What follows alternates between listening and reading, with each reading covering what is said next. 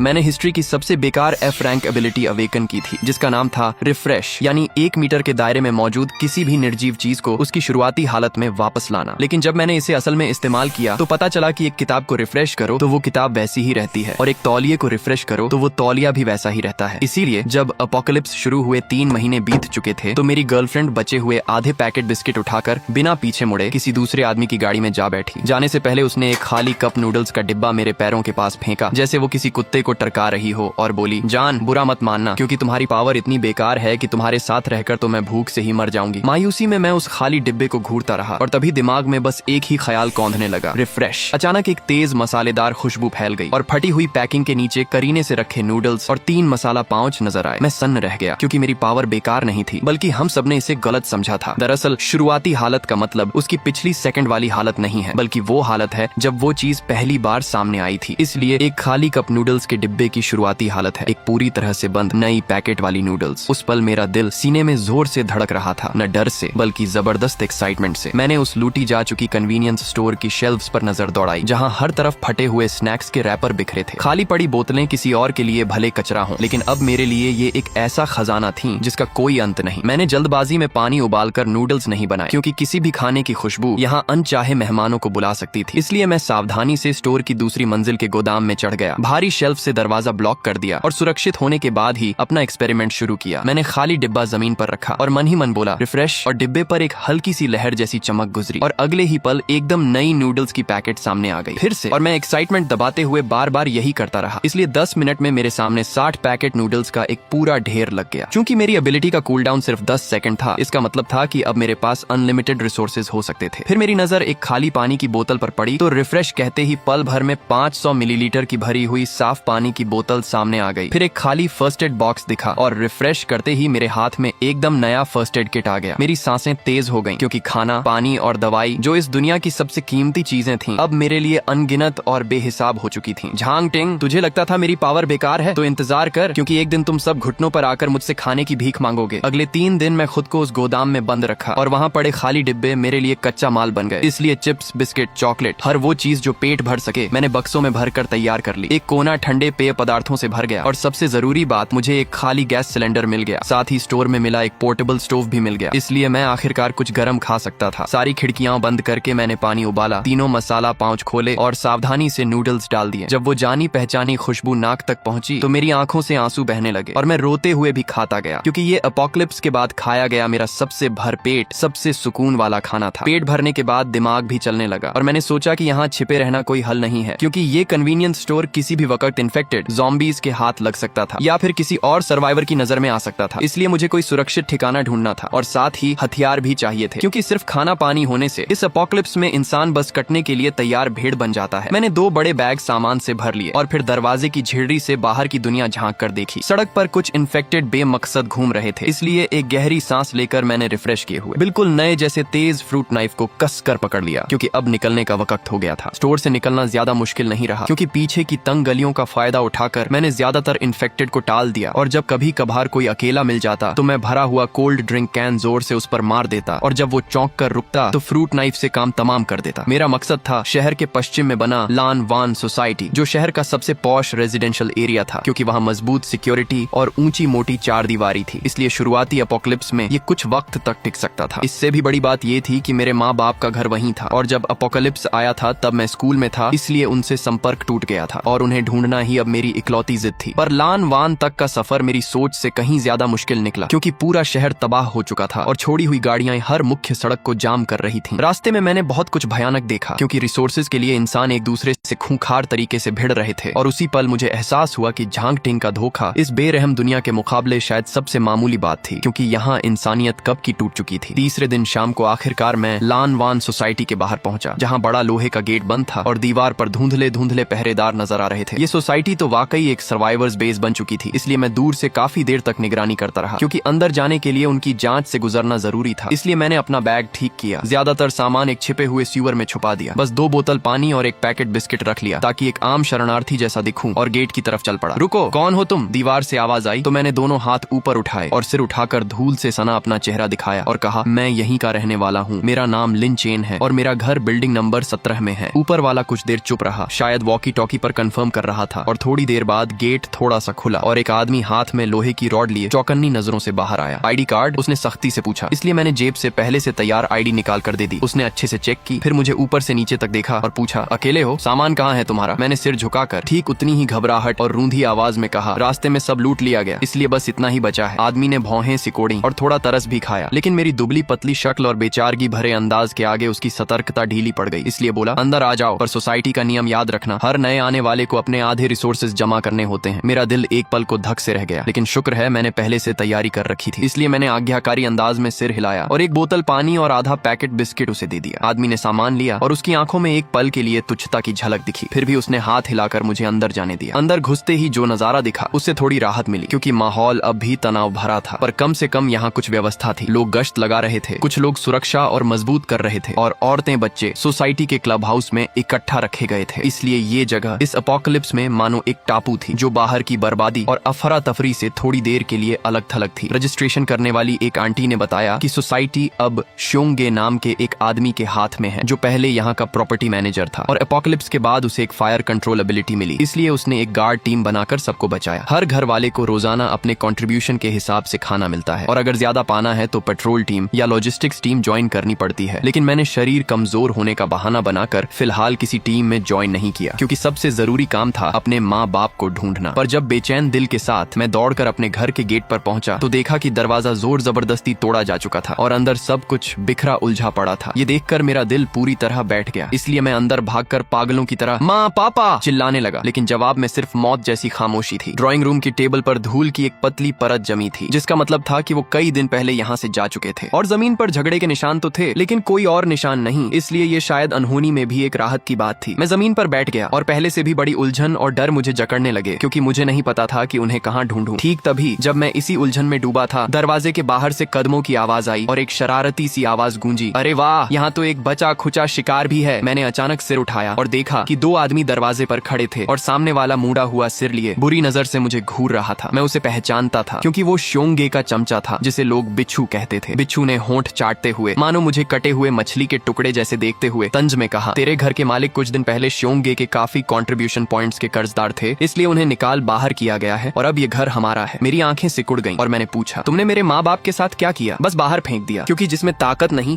इस अपोकलिप्स में उसका यही अंजाम होता है। बिच्छू व्यंग्य से हंसा, फिर बोला, पर तुझमें थोड़ा दम दिखता है, इसलिए अगर यहाँ रुककर हमारा छुटपुट काम काज कर दे तो तुझे भी 2 वक्त की रोटी मिल सकती है। मैं सच में बहुत भोला निकला, क्योंकि मैंने सोचा था यहाँ पनाह मिलेगी, लेकिन यहाँ भी वही जंगल का कानून चल रहा था। इसलिए जैसे जैसे वो पास आते गए, मेरा हाथ चुपके से बैग की साइड पॉकेट की तरफ बढ़ा, जहाँ मेरा रिफ्रेश किया हुआ एकदम नया फ्रूट नाइफ रखा था। पर ठीक जब मैं जान की बाजी लगाने को तैयार था, दरवाजे से एक ठंडी गंभीर आवाज आई, क्या हो रहा है यहाँ? बिच्छू और उसके साथी की हरकतें एक साथ रुक गईं, और आने वाले को देखते ही उनकी मुस्कान जम गई, इसलिए उन्होंने फौरन चापलूसी वाला भाव अपना लिया। दरवाजे पर काले कॉम्बैट सूट में एक लड़की खड़ी थी, हाथ में तांग चाकू लिए हुए, जिसकी धार पर अब भी गहरे लाल रंग के खून के निशान थे, और उसके पीछे कुछ और सख्त कड़क सिपाही खड़े थे। मैं उसे पहचानता था, क्योंकि वो चेन युए थी, लीरन दस्ते की सबसे ताकतवर कैप्टन, और कहा जाता था कि उसने एक बहुत दुर्लभ एकदम शार्प एबिलिटी अवेकन की है, इसलिए उसकी असली ताकत का कोई अंदाजा नहीं लगा सकता था, और वो श्योंगे का सबसे भरोसेमंद हथियार थी। चेन युए ने बिच्छू की तरफ ध्यान भी नहीं दिया, बस मेरी तरफ देखकर ठंडे लहजे में दोबारा पूछा, क्या हो रहा है यहाँ? मैंने मानो कोई तिनका पकड़ लिया हो फौरन कहा, ये मुझे परेशान कर रहे थे। तो बिच्छू का चेहरा उतर गया और वो फौरन सफाई देने लगा, चेन कैप्टन, इसकी बात मत सुनो, क्योंकि इसके माँ बाप श्योंगे के कर्जदार थे, इसलिए हम बस घर लेने आए थे। घर लेने के लिए 2 आदमी चाहिए होते हैं, और दरवाजा भी ब्लॉक करना पड़ता है, उसने ठंडे स्वर में कहा, और फिर बोली, अब चलते बनो। बिच्छू मानो जान बचाकर भागा और अपने साथी को घसीटते हुए दुम दबाकर वहाँ से चला गया। इसलिए खतरा टलने के बाद मेरा तना हुआ शरीर ढीला पड़ गया और मैं गिरते गिरते बचा। चेन युए ने भौहें सिकोड़कर मुझे देखा और कहा, आगे से उन लोगों से दूर रहना, और बिना और वक्त गंवाए वो मुड़कर जाने लगी। मैंने जल्दी से उसे रोका और पूछा, कैप्टन चेन, आपको पता है मेरे माँ बाप को कहाँ भेजा गया? उनका नाम लिन जियानगुओ और वांग शियुमेई है। चेन युए ने थोड़ा सोचा, फिर बताया, उन्हें सोसाइटी के उत्तरी गेट के बाहर वाली बंद पड़ी फैक्ट्री में भेजा गया है, और कहने को उन्हें अपने हाल पर छोड़ दिया गया है। मेरा दिल एक झटके से जकड़ गया, क्योंकि बंद पड़ी फैक्ट्री में न खाना है न कोई सुरक्षा, इसलिए ये तो मरने के इंतजार जैसा ही था। चेन युए के जाने के बाद मैंने फौरन दरवाजा बंद कर दिया, क्योंकि मुझे उत्तरी फैक्ट्री जाना ही होगा और अपने माँ बाप को ढूंढना ही होगा, पर उससे पहले मुझे ताकत चाहिए थी। इसलिए मैंने बैग से एक चॉकलेट निकाली, 2-3 टुकड़ों में निगल कर ताकत बटोरी। फिर मेरी नजर बिच्छू की छोड़ी हुई लोहे की रॉड पर पड़ी, जो जंग खाई और थोड़ी टेढ़ी हो चुकी थी। मैंने उस पर हाथ रखा और मन ही मन कहा, रिफ्रेश, और अगले ही पल एक चमकती हुई बिल्कुल नई मेटल रॉड मेरे हाथ में आ गई। इसलिए मैंने सोचा, बढ़िया। मैं रसोई में गया, जहाँ मुझे पापा का पुराना आउटडोर सर्वाइवल किट मिला, एक मल्टी टूल फोल्डिंग शवल, एक सर्वाइवल सर्वाइवल एक्स और एक चाकू, और बरसों इस्तेमाल न होने से ये सब कुंद पड़ गए थे। इसलिए रिफ्रेश कहते ही तीनों हथियार पलक झपकते ही अपनी सबसे धारदार हालत में लौट आए। रात होने तक मैंने पेट्रोल टीम की शिफ्ट बदलने का मौका देखा और चुपचाप सोसाइटी के उत्तरी गेट की तरफ खिसक गया, क्योंकि यहाँ मुख्य गेट के मुकाबले काफी सुनसान था और बस 2 गार्ड जम्हाई लेते हुए पहरा दे रहे थे। मैंने उन्हें छेड़ा नहीं बल्कि एक ब्लाइंड स्पॉट ढूंढ निकाला। इसलिए रिफ्रेश की हुई एकदम नई रस्सी की मदद से मैंने 3 मीटर से ज्यादा ऊंची 4 दीवारी आसानी से पार कर ली। दीवार के बाहर बंजर जमीन थी और दूर एक फैक्ट्री का ढांचा नजर आ रहा था, जैसे कोई खामोश लोहे का दैत्य हो, और हवा में सड़ांत फैली हुई थी तो कभी कभार ज़ॉम्बीज़ की घर्र घर्र आवाज भी सुनाई देती। मैंने रॉड कसकर पकड़ी, शरीर झुकाए और तेजी से फैक्ट्री की तरफ बढ़ने लगा। पर जैसे जैसे मैं पास पहुंचता ज़ॉम्बीज़ की तादाद बढ़ती जा रही थी। मैं एक टूटी दीवार के पीछे छिप गया, क्योंकि फैक्ट्री के गेट पर कम से कम 10-12 ज़ॉम्बीज़ जमा थे और लगता था वो किसी आवाज की तरफ खींचे चले आए हैं। इसलिए उस बंद लोहे के गेट को पागलों की तरह पीट रहे थे, जबकि गेट के अंदर से हल्की हल्की चीखें और रोने की आवाजें आ रही थीं। माँ पापा वहीं अंदर हैं, ये सोचकर मेरा दिल जल रहा था, लेकिन दिमाग कह रहा था कि जबरदस्ती अंदर जाना ठीक नहीं। चारों तरफ नजर दौड़ाने पर मुझे फैक्ट्री की एक साइड में ऊंची खिड़कियों की एक कतार दिखी, जमीन से करीब 4 मीटर ऊपर। इसलिए मैंने सोचा शायद वहां से अंदर जाया जा सकता है। फैसला करने के बाद मैंने एक पत्थर उठाया और पूरी ताकत से उसे दूर खड़ी एक गाड़ी पर फेंका तो जोरदार आवाज हुई और गेट पर जमा ज़ॉम्बीज़ उस आवाज की तरफ खींच गए और लड़खड़ाते हुए उस तरफ मुड़ गए। इसी मौके का फायदा उठाकर मैं तेजी से फैक्ट्री की दीवार तक पहुंचा। बैग से रस्सी निकाली, एक सिरे पर क्लाइंबिंग हुक बांधा और जोर से फेंका तो हुक खिड़की की चौखट में मजबूती से फंस गया। गहरी सांस लेकर मैं फुर्ती से रस्सी पर चढ़ने लगा और झट से फैक्ट्री के अंदर कूद गया। ये एक बहुत बड़ा प्रोडक्शन हॉल था, जहां हर तरफ जंग खाई मशीनें और बिखरे पुर्जे पड़े थे, जबकि टूटी छत से बस चंद चांदनी की किरणें अंदर आ रही थीं। दूसरी तरफ से दबी हुई सिसकियां और बहस की आवाजें आ रही थीं। इसीलिए मैं आवाज का पीछा करते हुए सावधानी से आगे बढ़ा। पुरानी मशीनों से घिरे एक कोने में मुझे दर्जनों सर्वाइवर्स बैठे दिखे, जो ज्यादातर बुजुर्ग और बच्चे थे, और भीड़ में एक ही नजर में मुझे मेरे माँ पापा दिख गए। वो कोने में सिकुड़े बैठे थे और माँ घुटनों को पकड़े बिना आवाज किए रो रही थी, जबकि पापा उसे कसकर पकड़े लगातार समझा रहे थे। मेरी आंखें भर आईं और रूंधी आवाज में मैं चिल्ला उठा, माँ पापा। सब लोग चौंक गए और एक साथ मेरी तरफ देखने लगे, और माँ पापा तो और भी जोर से चौंके और सिर उठाकर मुझे देखा तो अगले ही पल उनके चेहरों पर हैरानी की जगह बेइंतहा खुशी छा गई। माँ चीखते हुए भागती गिरती मेरी तरफ दौड़ी और हम तीनों इस उजड़ी उम्मीद हारी दुनिया में एक दूसरे को कसकर लिपट गए, क्योंकि मिलन की खुशी ने सारे डर और बेचैनी को पल भर के लिए धो दिया। पर तभी एक कड़वी आवाज ने ये गर्मजोशी भरा पल तोड़ दिया। तू कहां से टपक पड़ा? चेहरे पर लंबे कट के निशान वाला एक आदमी आगे आया और उसके पीछे कुछ ताकतवर जवान लड़के खड़े थे, इसलिए साफ था कि यही यहाँ का सरगना था। उसकी लालची नजरें मेरे कंधे पर लटके फूले हुए बैग पर टिक गईं और वो बोला, अरे वाह छोटे भाई, तुझ में तो काफी दम लगता है, क्योंकि अकेले यहाँ तक आ गया तो बैग में क्या है निकाल कर सबको दिखा। मैंने अपने माँ पापा को अपने पीछे कर लिया और ठंडी नजरों से उसे देखते हुए कहा, ये मेरी चीज है। तेरी चीज? कट्टे चेहरे वाला व्यंग्य से हंसा, फिर बोला, यहाँ किसी की कुछ नहीं होता, बल्कि सिर्फ मेरी चीज होती है, इसलिए अक्ल से काम ले, बैग सौंप दे वरना। और उसने हाथ में पकड़ी कुल्हाड़ी लहराई, इसलिए धमकी साफ थी, और उसके पीछे के गुंडे भी घेरा बनाकर आगे बढ़ाए, जबकि यहाँ फेंके गए बाकी बूढ़े बीमार लोग गुस्से में होते हुए भी कुछ बोल नहीं पाए और बस तरस भरी नजरों से मुझे देखने लगे। मेरे पापा घबराकर मुझे पीछे खींचते हुए कटे चेहरे के सामने गिड़गिड़ाने लगे, भाई साहब मेरा बेटा नादान है और बैग में बस थोड़ा सा खाना है, इसलिए सब आपको दे देंगे, पर इसे तंग मत कीजिए, बहुत देर हो गई। कटा चेहरा तंज में हंसा और बोला, अब तो मुझे सिर्फ बैग नहीं बल्कि इसकी जान भी चाहिए। कहते ही उसने हाथ बढ़ाकर मुझे पकड़ने की कोशिश की तो मेरी आंखों में ठंडी चमक कौंधी और मैं पीछे नहीं हटा बल्कि आगे बढ़ा, और मेरे हाथ की मेटल रॉड एक तीखे कोण से उसकी कलाई पर पूरी ताकत से पड़ी, इसलिए कट की आवाज के साथ कटे चेहरे की कलाई एक अजीब कोण पर मुड़ गई। सब लोग सन्न रह गए, क्योंकि किसी को अंदाजा नहीं था कि ये दुबला पतला दिखने वाला लड़का इतनी हिम्मत दिखाएगा। इसलिए दर्द से पसीने पसीने कटे चेहरे ने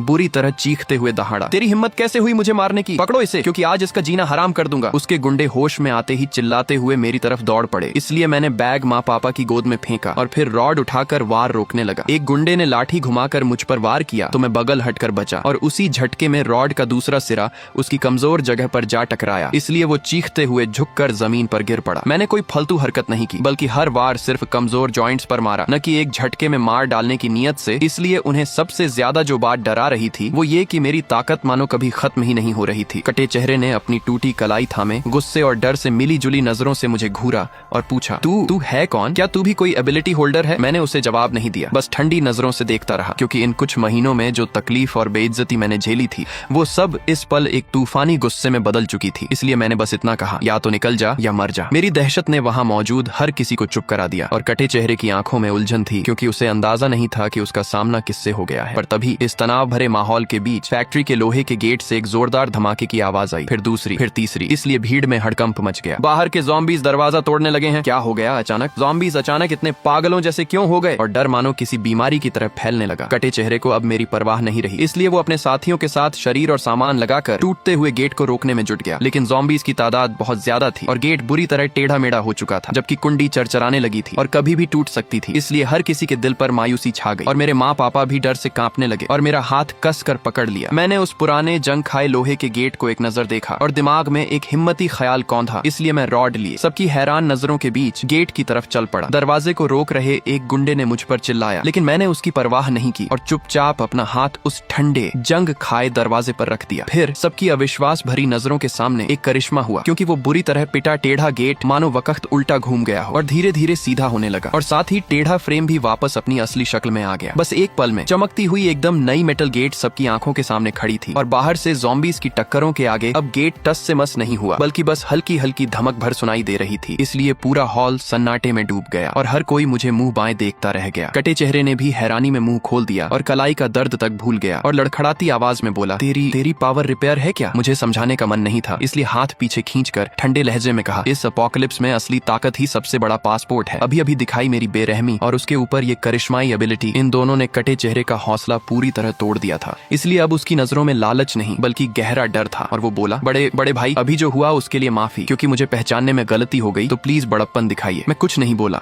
बस अपने माँ पापा के पास गया और माँ मुझे देख रही थी, जिसकी नजरों में गर्व भी था, चिंता भी और थोड़ी अजनबियत भी। मैंने उसका हाथ थामा और उसे भरोसा देती नजर से देखा, माँ डरो मत, क्योंकि हम है ना। फिर मैंने उस बड़े बैग से एक सेल्फ हीटिंग राइस बॉक्स, एक सॉसेज और एक बोतल साफ पानी निकाल कर उन्हें दिया और कहा, माँ पापा पहले कुछ खा लो। खाने की खुशबू ने पल भर में सबकी नजरें खींच लीं, इसलिए ना जाने कब से भूखे सर्वाइवर्स मेरे माँ पापा के हाथ में खाना देखकर गले में गटकने की आवाजें करने लगे और उनकी नजरों में तीव्र इच्छा साफ झलक रही थी। कटे चेहरे और उसके गुर्गे तो देखते ही रह गए, क्योंकि इस अपोकलिप्स में जहाँ खाना सोने से भी कीमती है, वहाँ मैं यूं ही इतना कुछ निकाल दे रहा था और ये उन्हें दरवाजा ठीक करने से भी ज्यादा हिला गया। ये सब करने के बाद मैंने दोबारा कटे चेहरे की तरफ देखा और कहा, अब से यहाँ जो मैं कहूंगा वही होगा। मेरी आवाज बहुत तेज नहीं थी, फिर भी वो साफ साफ हर किसी के कानों तक पहुंची। इसलिए कटे चेहरे का चेहरा एक बार फड़का और आखिरकार वो थक कर सिर झुका बैठा। फैक्ट्री बेस पर कब्जा जमाना मेरी सोच से कहीं ज्यादा आसान निकला, क्योंकि असली ताकत और अनलिमिटेड रिसोर्सेज के आगे कटे चेहरे का रौब कुछ भी नहीं था। मैंने उन्हें भगाया नहीं, बल्कि सोचा कि इस एपोकलिप्स में मानव शक्ति भी एक रिसोर्स है। इसलिए मैंने उन्हें पहरे और आसपास के ज़ॉम्बी साफ करने का काम सौंपा, जबकि मैंने खुद खाने और लॉजिस्टिक्स की जिम्मेदारी अपने हाथ में ले ली। हर रोज मैं अकेले एक कमरे में बंद हो जाता और दिखावे के लिए सामान गिनने का बहाना बनाता, लेकिन असल में लगातार रिफ्रेश करते हुए खाना और जरूरत की हर चीज बनाता रहता। जब दर्जनों नए नकोर बक्से सबके सामने आते तो हर किसी की नजरों में मेरे लिए डर मिली इज्जत झलकती और सब सोचते थे कि मेरे पास कोई स्पेस टाइप एबिलिटी है जिसमें बेशुमार रिसोर्सेज जमा है। पर्याप्त खाना और सुरक्षित छत मिलने के बाद सर्वाइवर्स के चेहरों पर धीरे धीरे रौनक लौटने लगी और पूरी फैक्ट्री मेरे नेतृत्व में सलीके से चलने लगी। माँ पापा मेरे सबसे बड़े सहारे बन गए, क्योंकि वो लोगों का इंतजाम और सामान बांटने में मेरी मदद करने लगे। इसलिए भीड़ में उन्हें फिर से अपनी इज्जत और अहमियत महसूस होने लगी और उनका हौसला भी रोज बरोज बेहतर होता गया। सब कुछ ठीक दिशा में जा रहा था, फिर भी मेरे दिल में एक कांटा अब भी चुभ रहा था। लान वान सोसाइटी का वो श्योंगे जिसने मेरे बेसहारा माँ बाप को अपने हाल पर मरने के लिए बाहर फेंक दिया था, ये हिसाब मुझे किसी न किसी दिन चुकाना ही था। और वैसे भी लान वान की सुरक्षा और रहन सहन इस टूटी फूटी फैक्ट्री से कहीं बेहतर थी। इसलिए मैं अपने माँ पापा को और अपने साथ आए इन सब लोगों को एक ज्यादा भरोसेमंद घर देना चाहता था। तो अब वक्त था उस श्योंगे से एक बार आमना सामना करने का। एक हफ्ते बाद पूरी तैयारी करने के बाद मैंने रिफ्रेश एबिलिटी से फैक्ट्री में मिली कुछ खराब पड़ी इलेक्ट्रिक बाइक्स को पूरी तरह चार्ज फैक्ट्री फ्रेश हालत में लौटा दिया और साथ ही दर्जनों नए प्रोटेक्टिव सूट्स, सेफ्टी हेलमेट्स और स्टील टो बूट्स भी रिफ्रेश कर लिए। हथियारों के लिए मेटल रॉड्स और एक्स के अलावा मैंने फैक्ट्री के स्टील से कई तेज भाले भी बनवा लिए। और रहा कटे चेहरा और उसके कुछ खास साथी, तो अब वो मेरे पूरी तरह वफादार बन चुके थे, क्योंकि मैंने उन्हें पेट भर खाना और तन ढकने के कपड़े दिए, जो इस अपोकलिप्स में किसी बड़े एहसान से कम नहीं था। इसीलिए मैंने अपने सबसे मजबूत 20 लड़ाकों को चुना, जिनमें कटे चेहरा भी शामिल था। निकलने से पहले तैयार खड़ी टुकड़ी को देखकर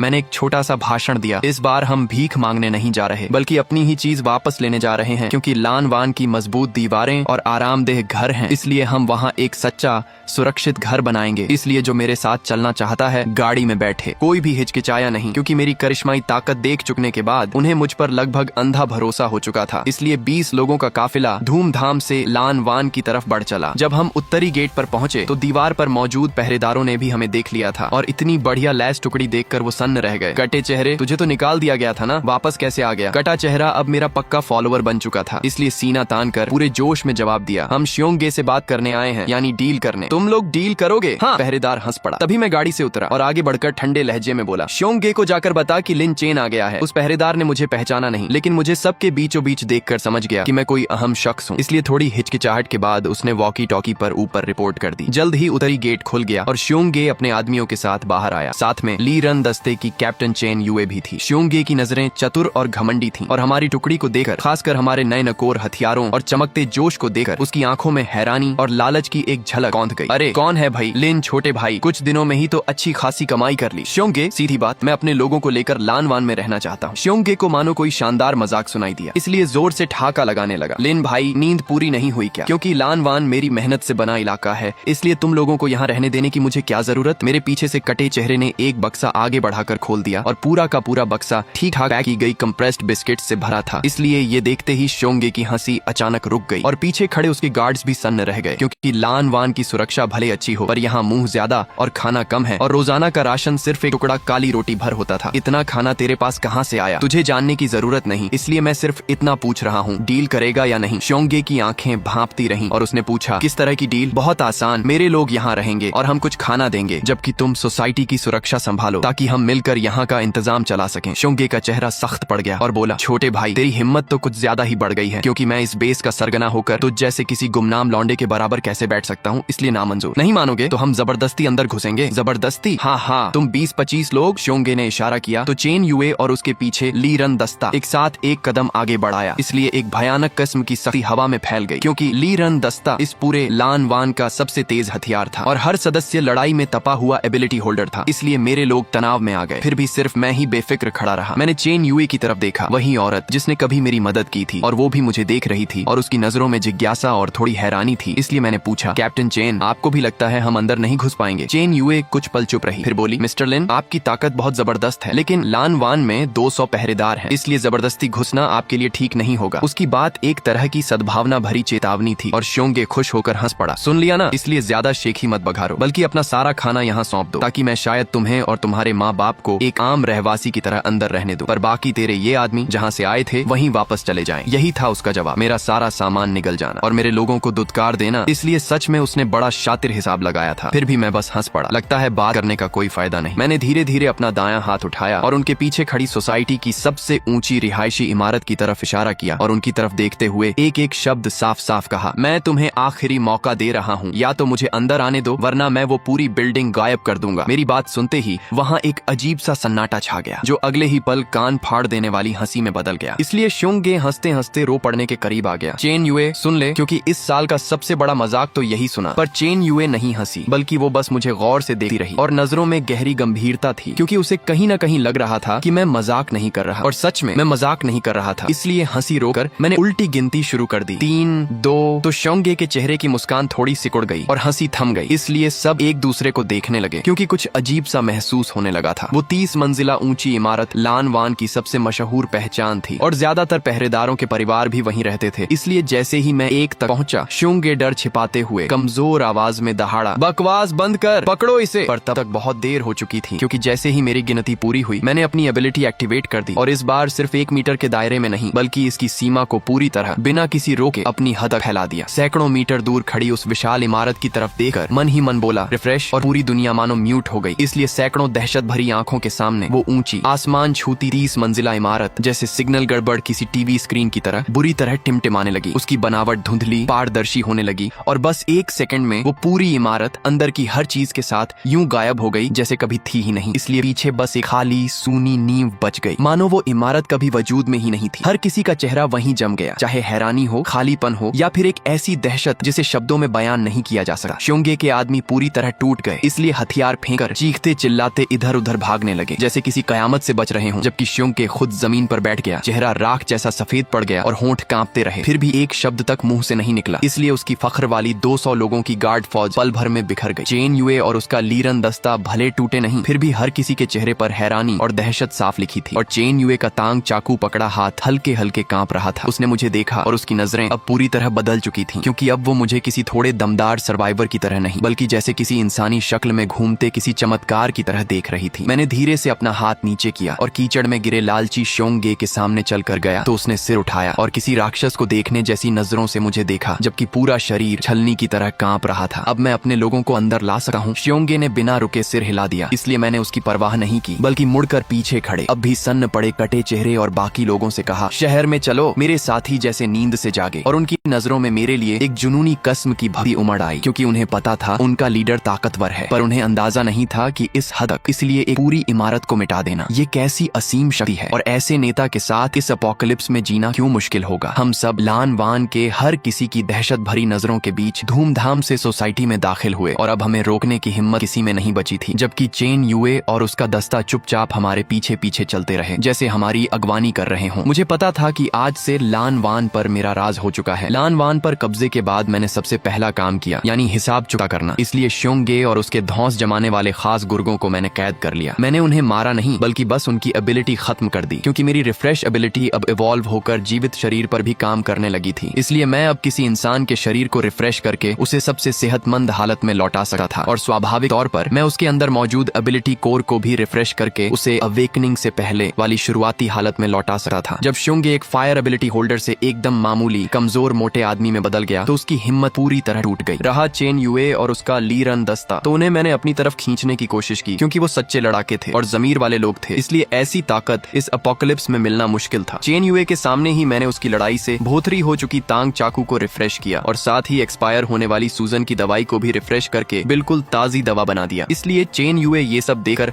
आखिरकार समझ गई कि मेरी एबिलिटी कोई स्पेस पावर नहीं, न ही कोई रिपेयर पावर है, बल्कि एक ऐसी शक्ति है जिसे वो समझ नहीं सकी, यानी लगभग किसी नियम प्रकृति जैसी। वो काफी देर चुप रही और आखिरकार सिर झुकाकर बोली, ली रन दस्ता आज से आपके हुक्म पर चलेगा। ली रन दस्ता को अपने साथ जोड़ने के बाद मैंने असल में लान वान पर पूरी पकड़ बना ली। इसलिए मैंने नए नियम बनाए, ताकि किसी के पास एबिलिटी हो या ना हो, बस काम करने पर उसे खाना जरूर मिले। अनलिमिटेड रिसोर्सेज की मदद से मैंने बहुत जल्दी सबका दिल जीत लिया, और साथ ही सोसाइटी में मौजूद हर गड़बड़ी करने वालों को साफ कर दिया। इसलिए मेरे नेतृत्व में लान वान पूरी तरह बदल गया। मेरे माँ पापा गर्व और सुकून भरी नजरों से मुझे देखते रहते, फिर भी उन्होंने कभी नहीं पूछा कि असल में मेरी एबिलिटी क्या है, क्योंकि वो बस इतना जानते थे कि उनका बेटा बड़ा हो गया है और अब हर किसी का सहारा बन गया है। बेस के पटरी पर आने के बाद मैंने एक गहरे सवाल पर सोचना शुरू किया, यानी मेरी एबिलिटी की हद आखिर है कहाँ? क्योंकि नूडल्स रिफ्रेश की, इमारत रिफ्रेश की, तो क्या मैं किसी जिंदा इंसान को भी रिफ्रेश कर सकता हूँ? मुझे एक पेट्रोल मेंबर मिला जो लड़ाई में ज़ॉम्बी के हमले में स्क्रैच्ड होकर म्यूटेट होना शुरू हो चुका था, और सबको यकीन था कि उसे बचाया नहीं जा सकता। इसलिए मैंने सबको बाहर भेज दिया, दरवाजा बंद किया और अपना हाथ उसके माथे पर रख दिया, तो एक नरम सफेद रोशनी ने उस साथी को घेर लिया। उसकी दर्द भरी चीखें धीरे धीरे थमने लगीं और शरीर में हो रहा म्यूटेशन आंखों के सामने ही कम होने लगा। इसलिए मैंने उसका घाव गायब होते देखा और मेरे दिल में एक तूफान सा उठा, क्योंकि मैं कामयाब हो गया था। मैंने उसका शरीर संक्रमण से पहले वाली शुरुआती हालत में लौटा दिया था। इसका मतलब था कि ज़ॉम्बी वायरस अब मेरे लिए कोई लाइलाज बीमारी नहीं रहा। इसलिए ये खोज एक पूरी इमारत रिफ्रेश करने से भी कहीं ज्यादा रोमांचक थी, और मैंने सोचा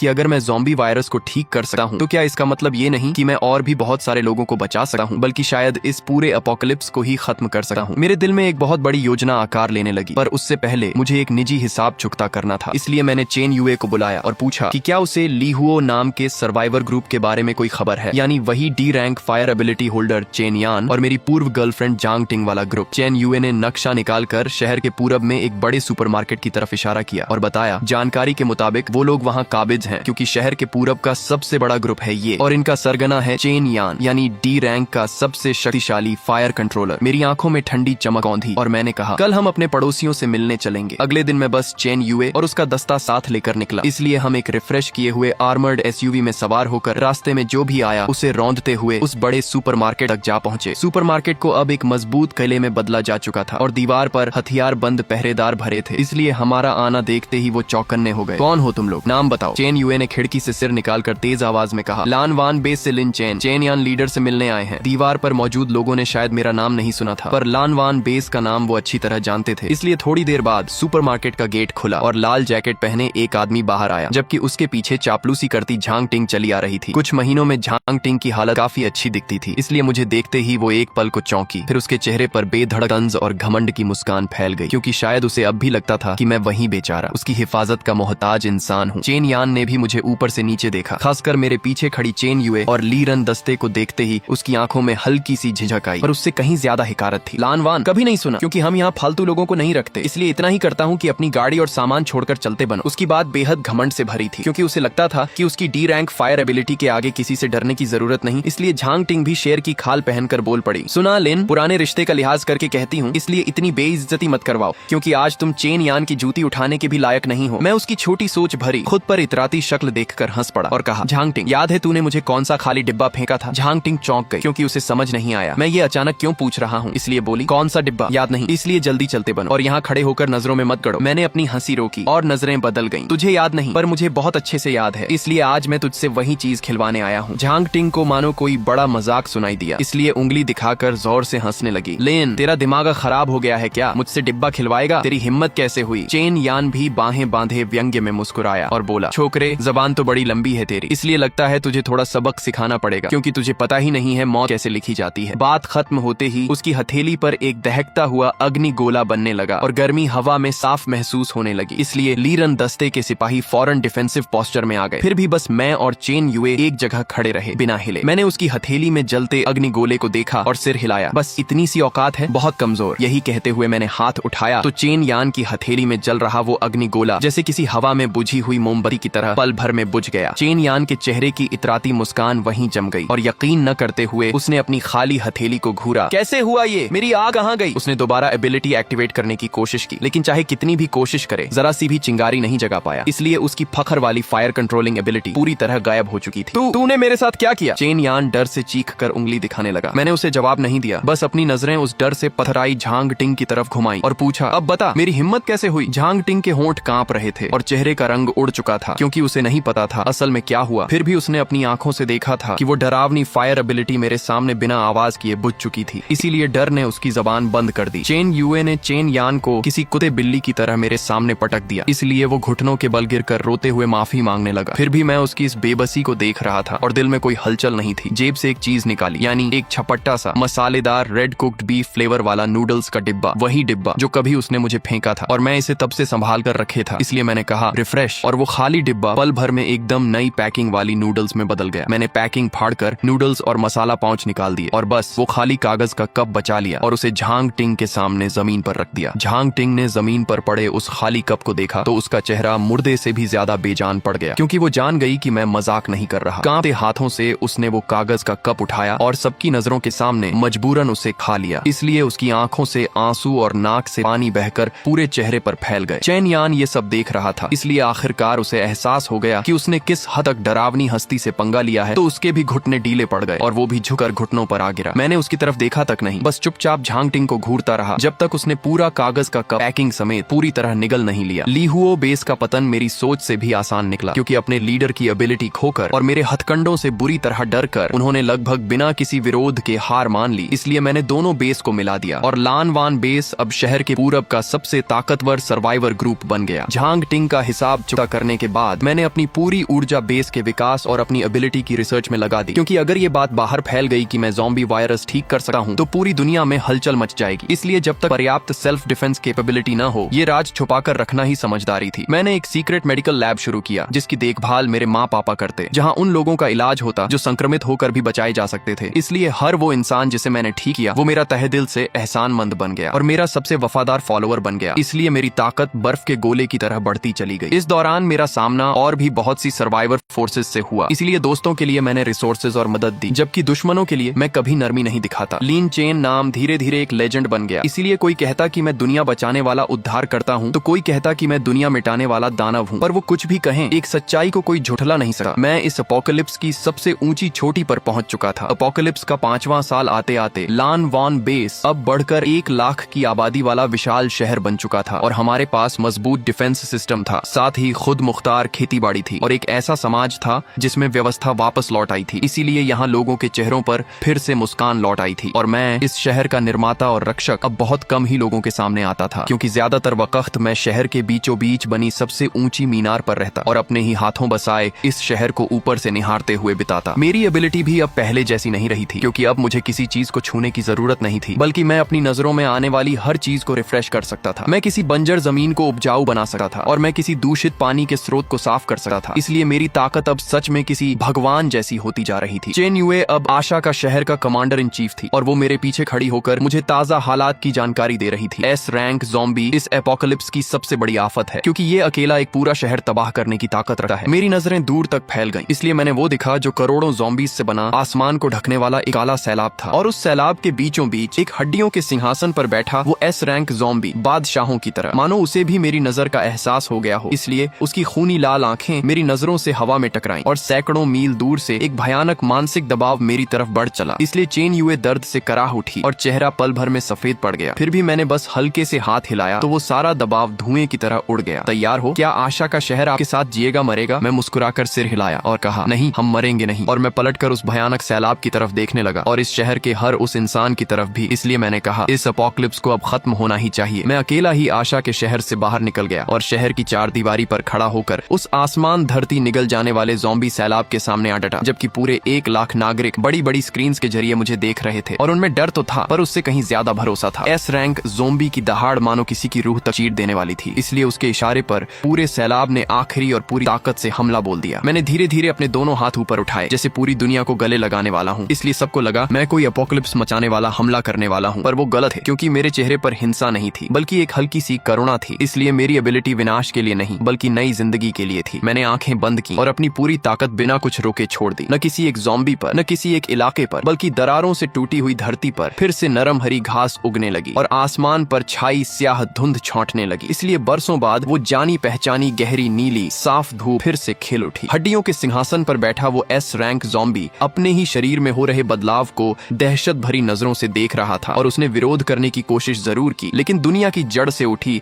इस नियम शक्ति को वो रोक नहीं पाया। इसलिए आखिरकार वो भी वापस इंसानी शक्ल में लौट आया और हैरान परेशान होकर अपने ही हाथों को घूरता रह गया। पूरी दुनिया रिफ्रेश हो चुकी थी, क्योंकि हर वो इंसान जो वायरस से संक्रमित था वापस सामान्य हो गया, और हर वो एनवायरनमेंट जो अपोकलिप्स ने तबाह किया था दोबारा हरा भरा हो उठा, मानो वो 5 साल लंबा बुरा सपना बस एक भ्रम था। आशा का शहर में एक गहरा सन्नाटा छा गया, क्योंकि हर कोई स्क्रीन के सामने इस करिश्माई नजारे को हका बका होकर देखता रह गया। और न जाने कितनी देर बाद सबसे पहला इंसान खुशी के आंसुओं में बह गया, जबकि चेन युए ने गहरी सांस ली, आंखों में दृढ़ता भरकर। फिर दूसरा रोया, फिर तीसरा, और आखिरकार पूरे शहर में इस बिल्कुल नई नकोर दुनिया में आसमान चीर देने वाला जश्न गूंज उठा। लोग मेरा नाम पुकार रहे थे और मैं दीवार पर खड़ा उस गर्म सुकून भरी हवा को महसूस कर रहा था। पीछे मुड़कर मैंने चेन युए को देखा, अपने माँ पापा को देखा, और उम्मीद व खुशी से भरे अनगिनत चेहरों को देखा। अब मेरे पैरों तले ये पूरी दुनिया भी वैसी ही थी।